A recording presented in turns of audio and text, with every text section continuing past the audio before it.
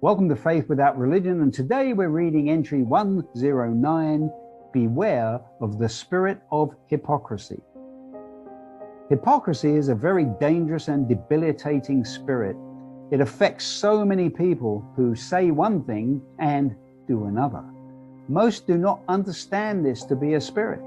This is curious, as every inclination of the human mind is spiritually driven, either by my spirit or by an evil spirit.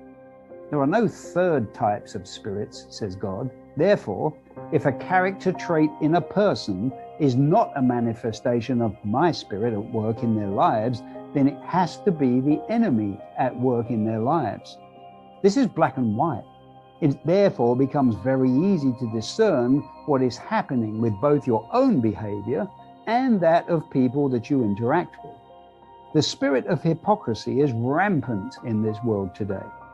Think about things you say that should not be done, and then, even the same day, you find yourself doing precisely that thing.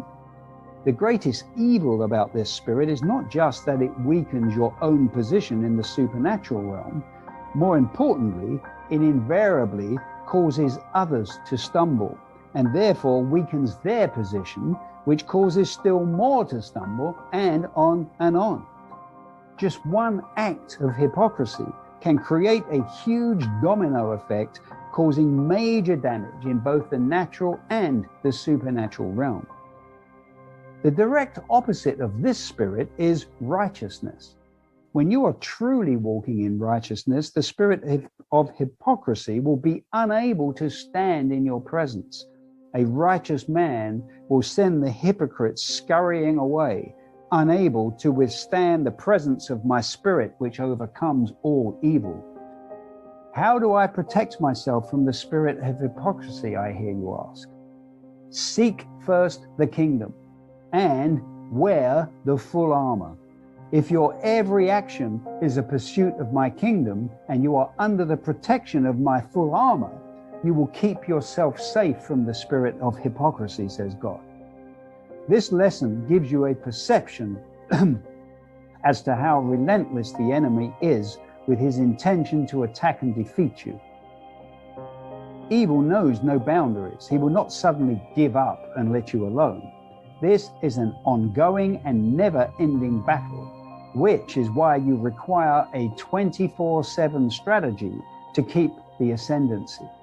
Understanding this, it is easy to see why the lives of sheep whose spiritual involvement amounts to 10 minutes a day and an hour on Sundays are in such turmoil.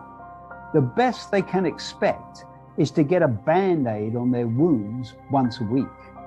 This leads to unfulfilled lives of misery and confusion for so many of my children, says God.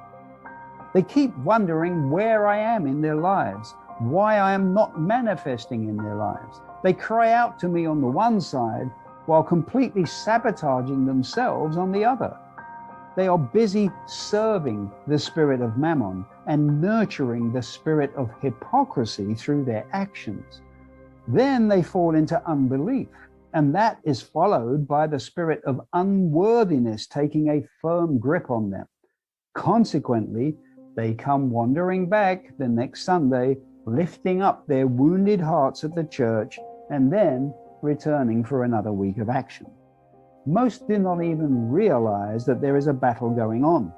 This brings a whole new perspective to the concept of equipping the saints. The task is literally to get them to understand the nature of the battle that they are engaged in, the magnitude of which is about to escalate, and how they can participate in it as a warrior rather than as cannon fodder for the enemy.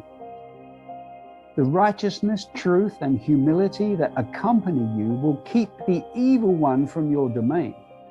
You have to first win your victories in the supernatural realm before they will manifest in the physical. It appeared that my son had been defeated by the crucifixion. But after winning the victory in the supernatural and setting free the captives, the victory manifested in the natural through the resurrection. This created the blueprint for victorious living. Wage war in the supernatural and enjoy the spoils of victory in the natural. It also serves as a typological example of what needs to be achieved in these last days. You must strive through supernatural means with the guidance of my Spirit to set the captives free.